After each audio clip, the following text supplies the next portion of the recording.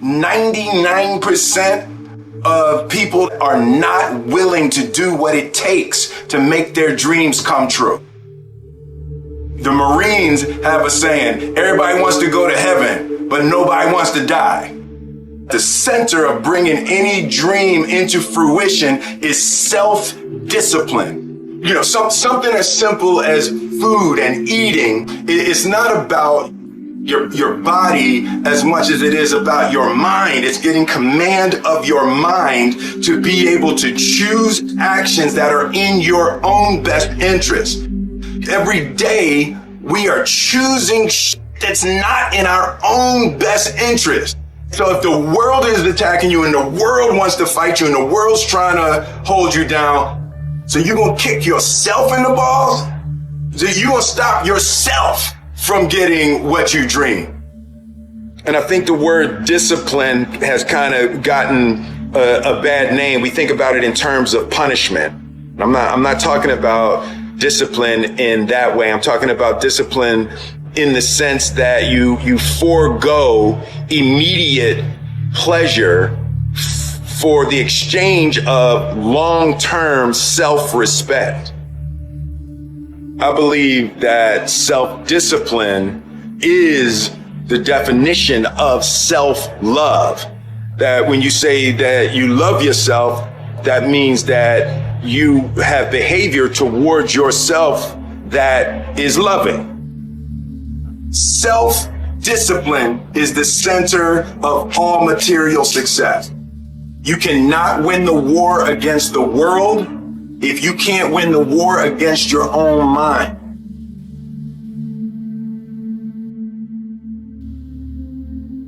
Self-love is when you say to yourself, man, look, I know you and that girl got a real connection.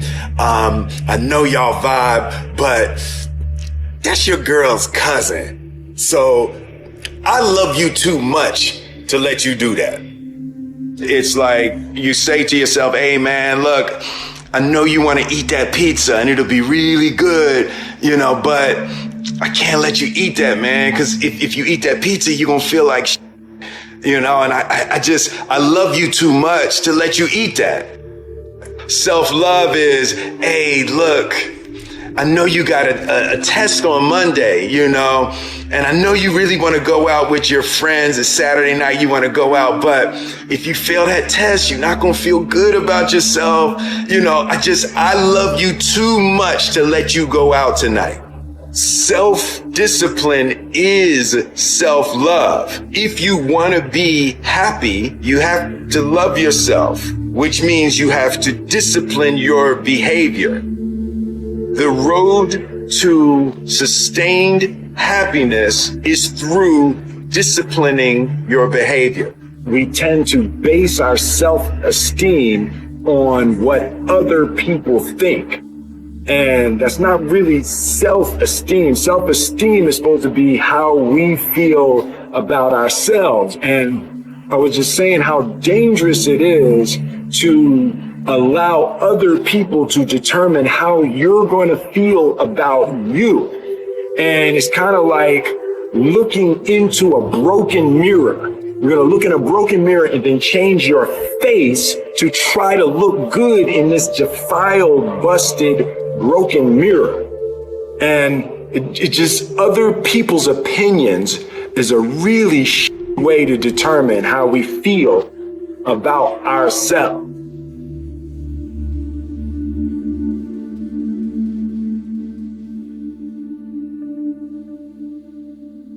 It don't matter whose fault it is that something is broken if it's your responsibility to fix it. For example, it's not somebody's fault if their father was an abusive alcoholic, but it's for damn sure their responsibility to figure out how they're going to deal with those traumas and try to make a life out of it.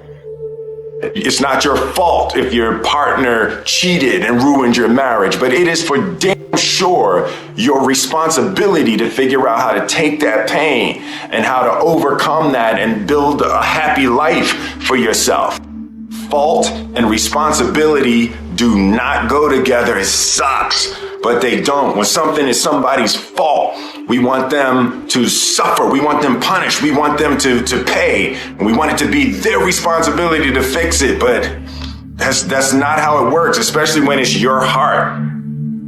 Your heart, your life, your happiness is your responsibility and your responsibility alone. As long as we're pointing the finger and stuck in whose fault something is, we're jammed and trapped into victim mode. When you're in victim mode, you're stuck in suffering. The road to power is in taking responsibility. Your heart, your life, your happiness is your responsibility and your responsibility alone. You can make a person smile, you can make a person feel good, you can make a person laugh, but whether or not a person is happy is deeply and totally and utterly out of your control. The prerequisite for spending time with any person is that they nourish and inspire you. They feed your flame. Look at your last 5 text messages. Are those people feeding your flames or dousing your fire? Put your phone down for just a second and look around. Look to the people around you. Are those people throwing logs on your fire or are they pissing on it?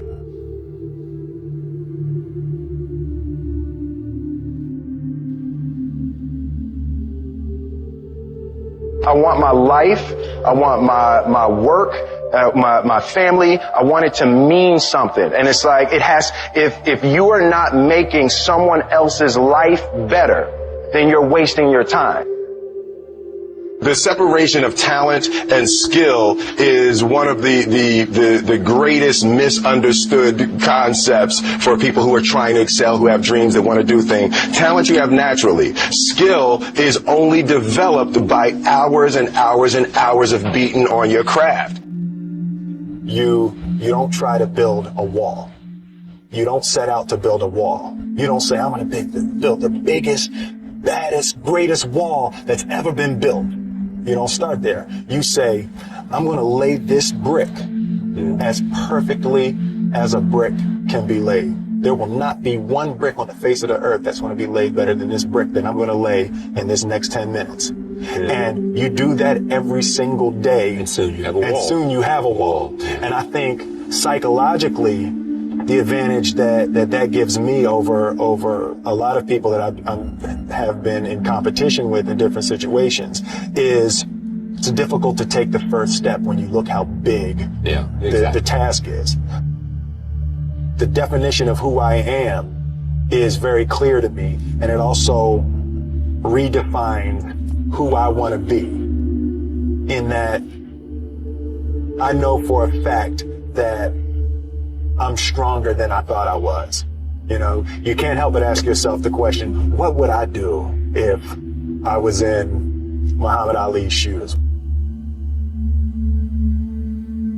I'm motivated by fear. I hate being scared to do something. And I think what developed in my early days was the attitude that I started attacking things that I was scared of. Why were you scared in your bed the night before? What do you need that fear for? Just don't go. Why are you scared in your bed 16 hours before you jump? Why are you scared in the car? Why could you not enjoy breakfast? Fear of what? You're nowhere even near the airplane. Everything up to the stepping out, there's actually no reason to be scared. It only just ruins your day. You don't have to jump. And then in that moment, all of a sudden, where you should be terrified is the most blissful experience of your life. And God placed the best things in life on the other side of terror.